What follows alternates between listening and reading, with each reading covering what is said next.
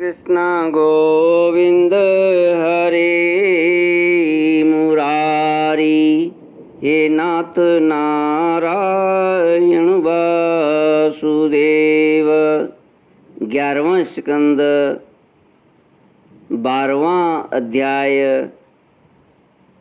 उद्धव उवाच संशय शृण्वतो वाचं तव योगेश्वरेश्वर न निवर्तत आत्मस्थो येन भ्राम्यति मे मनः। श्रीभगवानुवाच स एष जीवो विवर प्रसूति प्राणेन घोषेण गुहां प्रविष्ट मनोमयं सूक्ष्ममुपेत्य रूपं मात्रा स्वरो वर्ण इति स्थाविष्ट। उद्धव जी ने कहा, सनकादि योगेश्वरों के भी परमेश्वर प्रभु, यूं तो मैं आपका उपदेश सुन रहा हूँ, परंतु इससे मेरे मन का संदेह मिट नहीं रहा है। मुझे स्वधर्म का पालन करना चाहिए या सब कुछ छोड़कर आपकी शरण ग्रहण करनी चाहिए। मेरा मन इसी दुविधा में लटक रहा है। आप कृपा करके मुझे भली भांति समझाइए।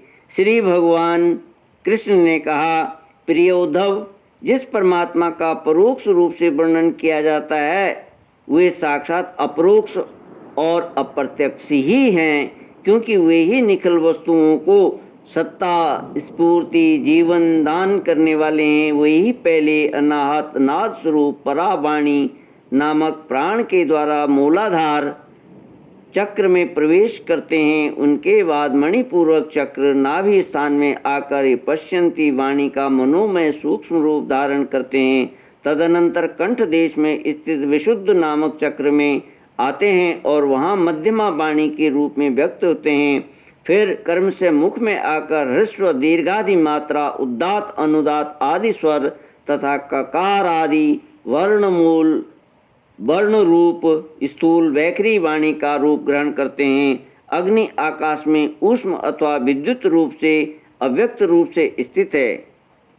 जब बलपूर्वक काष्ठ मंथन किया जाता है तब वायु की सहायता से वह पहले अत्यंत सूक्ष्म चिंगारी के रूप में प्रकट होती है और फिर आहुति देने पर प्रचंड रूप धारण कर लेती है। वैसे ही मैं भी शब्द ब्रह्म स्वरूप से कर्म से परा पश्यंती मध्यमा और वैखरी वाणी के रूप में प्रकट होता हूँ।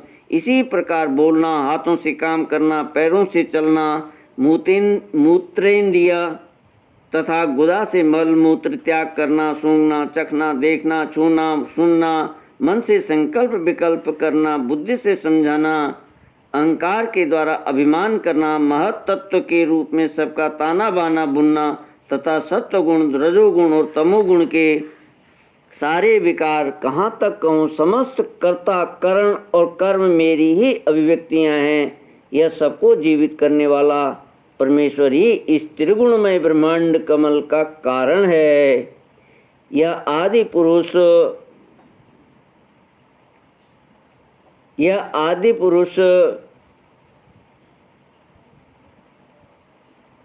पहले एक और अव्यक्त था। जैसे उपजाऊ खेत में बोया हुआ बीज शाखा पत्र पुष्पादि अनेक रूप धारण कर लेता है, वैसे ही काल गति से माया का आश्रय लेकर शक्ति विभाजन के द्वारा परमेश्वर ही अनेक रूपों में प्रतीत होने लगता है। जैसे तागों के ताने बाने में वस्त्र ओतप्रोत रहता है, वैसे ही यह सारा विश्व परमात्मा में ही ओतप्रोत है। जैसे सूत के बिना वस्त्र का अस्तित्व नहीं है, किंतु सूत वस्त्र के बिना ही रह सकता है, वैसे ही इस जगत के न रहने पर भी परमात्मा रहता है, किंतु यह जगत परमात्मा स्वरूप ही है। परमात्मा के बिना कोई अस्तित्व नहीं है। परमात्मा के बिना जगत का कोई अस्तित्व नहीं है। यह संसार वृक्ष अनादि और प्रवाह रूप से नित्य है। इसका स्वरूप ही कर्म की परंपरा तथा वृक्ष के फल फूल हैं, मोक्ष और भोग हैं। इस संसार के दो बीज हैं, पाप और पुण्य, असंख्य वासनाएं जड़ें हैं और 3 गुण तने हैं। 5 महाभूत इसकी छोटी छोटी प्रधान शाखाएं हैं और शब्द आदि 5 विषय रस ज्ञान विषय रस हैं। 11 इंद्रियां शाखाएं तथा जीव और ईश्वर 2 पक्षी इसमें घोंसला बनाकर निवास करते हैं। इस वृक्ष में वात, पित्त और कफ रूप 3 तरह की छाल हैं। इसमें 2 तरह के फल लगते हैं, सुख और दुख।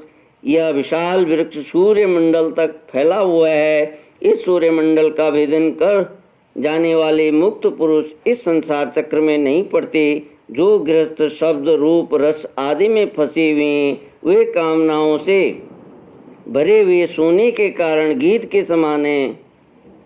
वे कामनाओं से भरे हुए होने के कारण गीत के समान हैं। वे इस वृक्ष का दुख रूप फल भोगते हैं, क्योंकि वे अनेकों प्रकार के कर्मों के बंधन में फंसे रहते हैं। जो अरण्यवासी परमहंस विषयों से विरक्त हैं, वे इस वृक्ष में राजहंस के समान हैं और वे इसका सुख रूप फल भोगते हैं। प्रिय उद्धव, वास्तव में मैं ही एक हूँ, मैं एक ही हूँ। यह मेरा जो अनेक प्रकार का रूप है, यह तो केवल माया में है। जो इस बात को गुरुओं के द्वारा समझ लेता है, वही वास्तव में समस्त वेदों का रहस्य जानता है। उद्धव,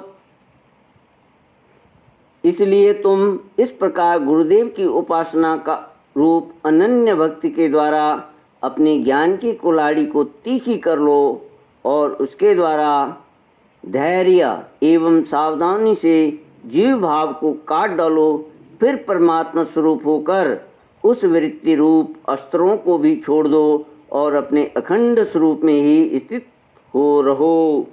ईश्वर अपनी माया के द्वारा प्रपंच रूप से प्रतीत हो रहा है। इस प्रपंच के अध्यास के कारण ही जीवों को अनादि अविद्या से कर्तापन आदि की भ्रांति होती है। फिर यह करो, यह मत करो, इस प्रकार के विधि निषेध का अधिकार होता है। तब अंतःकरण की शुद्धि के लिए कर्म करो, यह बात कही जाती है। जब अंतःकरण शुद्ध हो जाता है, तब कर्म संबंधी दुराग्रह मिटाने के लिए यह बात कही जाती कि भक्ति में विक्षेप डालने वाले कर्मों के प्रति आदर भाव छोड़कर दृढ़ विश्वास से भजन करो। तत्व ज्ञान हो जाने पर कुछ भी कर्तव्य शेष नहीं रह जाता है। यही इस प्रसंग का अभिप्राय है। श्री कृष्ण गोविंद हरे मुरारी, हे नाथ नारायण वासुदेव।